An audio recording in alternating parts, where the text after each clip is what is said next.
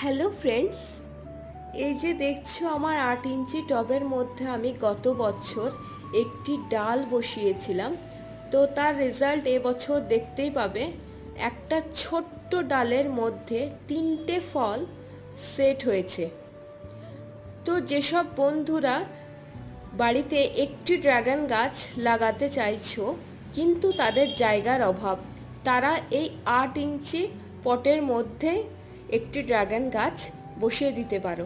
তার জন্য 40% কোকোপিট বা বালি, 30% বাগানের মাটি এবং 30% যে কোনো কম্পোস্ট দিয়ে একটি ম্যাচিওর ডাল বসিয়ে দিতে পারো।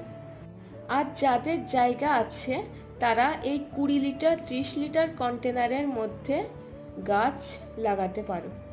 তো এই ছিল আজকের ভিডিও। ধন্যবাদ।